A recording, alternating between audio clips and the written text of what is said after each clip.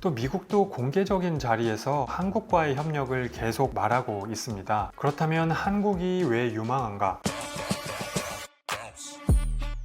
안녕하세요. 서울경제 마켓 시그널 구독자 여러분, 저는 서울경제신문 이태규 워싱턴 특파원입니다. 오늘부터 워싱턴에서 새롭게 인사드리게 됐는데요. 앞으로 미국의 경제정책이 한국에 미치는 영향을 알기 쉽고 깊이 있게 전해드리도록 하겠습니다. 첫 번째 시간으로 한국과 미국의 조선업과 관련된 내용을 준비했습니다. 사실 한국뿐만 아니라 여기 워싱턴에서도 한국 상황에 대한 우려가 높습니다. 미국 정권 교체기만큼 중요한 시기가 없는데 한국에서는 12.3 계엄과 이어진 탄핵 국면으로 리더십 공백 상황이 발생했기 때문입니다. 일각에서는 2017년 트럼프가 취임했을 때도 한국이 탄핵 국면이었다, 별일 없지 않았느냐, 이렇게 보는 견해도 있습니다. 하지만 그때는 우리도 정신이 없었지만 미국도 정신이 없었습니다. 당시 워싱턴 주미 대사관에서 근무했던 한 관료는 트럼프 캠프에서조차 당선될지 몰라서 다음 일자리를 알아보고 다녔다라고 당시 분위기를 전했는데요. 또 외국과의 무역 협상을 총괄하는 미국 무역대표부 USTR의 수장 같은 경우도 트럼프 취임 4개월이 지난 뒤에야 임명이 됐습니다. 하지만 지금 상황을 보면 USTR 대표뿐만 아니라 상무장관, 재무장관까지 모두 지명이 돼서 트럼프는 그야말로 만반의 준비가 다 된 상태인 것이죠. 이런 상황에서 우리에게 긍정적인 부분이 하나 있는데 바로 조선업입니다. 트럼프 당선인이 당선 직후 한미 정상통화에서 한국의 조선업과 협력하고 싶다는 뜻을 시사했는데요. 또 최근 미 의회는 조선업 부흥을 위한 초당적 법안을 발의했습니다. 여기에 동맹국과 협력을 한다는 내용이 담겨 있습니다. 오늘은 미국이 왜 조선업 부활을 추진하고 있는지, 한국에게는 어떤 기회가 있는지 심층적으로 전달해 드리도록 하겠습니다. 우선 미국 조선업의 현 주소입니다. 미 해군이 지난 8월 의회에 보고한 보고서를 보면 내년 미국은 287척의 전함을 보유할 것으로 보이는 반면 중국은 400척으로 예상됐습니다. 2030년이 되면 격차는 더 벌어지게 됩니다. 미국이 294척, 중국은 425척으로 예상됐습니다. 양뿐만 아니라 질적인 면에서도 중국은 미국에 앞서 있습니다. 미국 워싱턴에 있는 싱크탱크 CSIS의 6월 보고서를 보면 중국 군함의 약 70%가 2010년대 이후에 진수됐습니다. 반면 미국은 그 비율이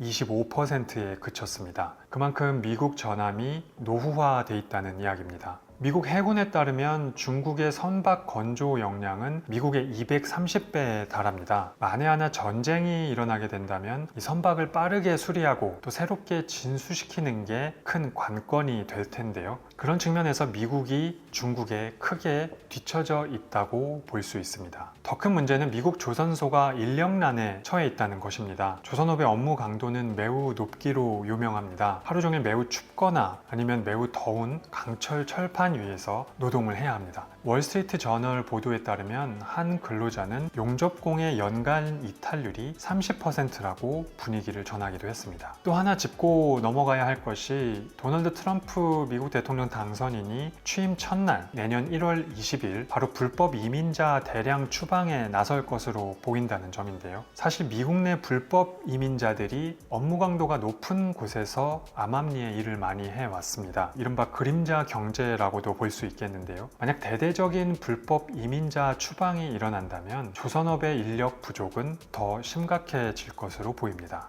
그렇다면 한국이 왜 유망한가? 일단 유엔이 내놓은 데이터를 보면요. 지난해 전 세계에서 건조된 선박 중 중국의 비중이 51%였습니다. 다음은 한국으로 26%, 일본이 14%였습니다. 미국은 이 그래프에서 표기도 되지 않을 정도로 비중이 미미했습니다. 미국의 핵심 동맹인 한국이 조선업과 관련한 강력한 역량을 갖고 있다는 뜻인데요. 워싱턴 내 한 싱크탱크 관계자는 일본은 돌다리도 두드려가는 신중한 면이 있는 반면에 한국은 목표가 설정되면 빠르게 나아가기 때문에 이 조선업 부활 속도전에 나선 미국에게 한국이 큰 도움이 될 수 있다, 이렇게 평가했습니다. 또 미국도 공개적인 자리에서 한국과의 협력을 계속 말하고 있습니다. 일단 미국 외교안보 투톱이라고 볼 수 있죠. 트럼프 2기 행정부에서 백악관 국가안보보좌관으로 지명된 마이크 왈츠와 또 국무장관으로 지명된 마코 루비오가 지난 4월 국가 해양 전략을 위한 의회 지침을 공동 집필하며 미군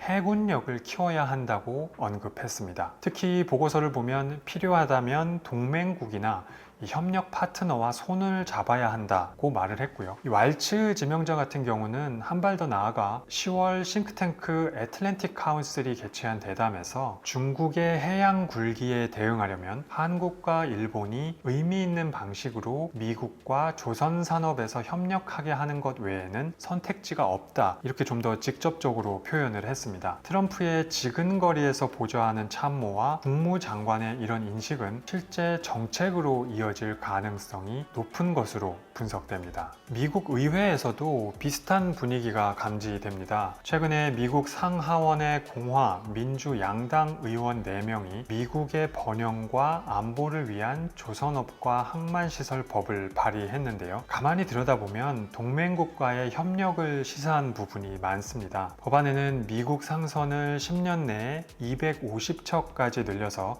전략 상선단을 운용하겠다고 돼 있는데, 물리적으로 힘들 수 있으니까 한시적으로 외국에서 건조한 상선을 사용할 수 있게 했습니다. 이 한국이 협력을 기대할 수 있는 대목인 것이죠. 또 선박 수리 부문도 지금은 미국 선박을 외국에서 수리할 경우 세금을 내야 합니다. 하지만 선주가 미국에서 수리하려고 최선을 다했음에도 불구하고 현실적으로 힘들다면 외국에서 수리를 해도 세금을 면제해 주겠다는 부분이 포함되어 있습니다. 역시 한국조선소에서 미국 선박을 수리할 수 있는 길이 열릴 것이라고 기대할 수 있는 부분입니다. 일단 미국 118대 의회 회기는 올해 말로 끝이 나기 때문에 이 법안은 자동 폐기될 것으로 보이는데요. 내년 초 119대 의회가 개원하면 바로 재발의될 것으로 보입니다. 하지만 우리에게 더 큰 수혜로 돌아오려면 이 넘어야 할 산이 많다는 지적도 물론 나옵니다. 우리 조선업도 미국과 마찬가지로 인력난이 심각합니다. 한국의 조선업 총 종사자 수는 2015년 20만 명이 넘었는데요. 2021년에는 9만 6천 명으로 반토막이 났습니다. 지금도 생산 인력 부족으로 몰려드는 수주량을 소화하기가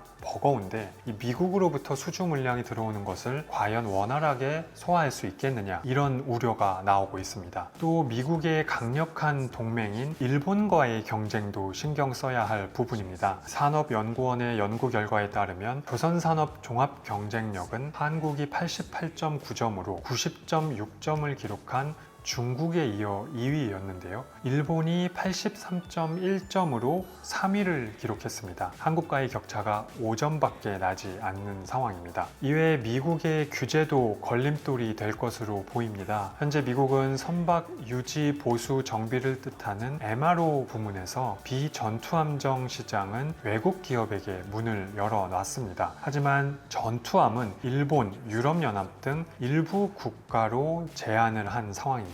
이 분야를 한국에도 열어둔다면 우리 기업들도 긍정적 효과를 볼 수 있겠습니다. 또 하나는 1920년 탄생한 미국 존스법인데요. 미국 내 화물 운송에 사용되는 선박은 미국에서 건조해야 한다, 이런 강제 규정입니다. 이 법안이 수정이 된다면 역시 한국 기업에게도 큰 혜택이 돌아갈 것으로 보입니다.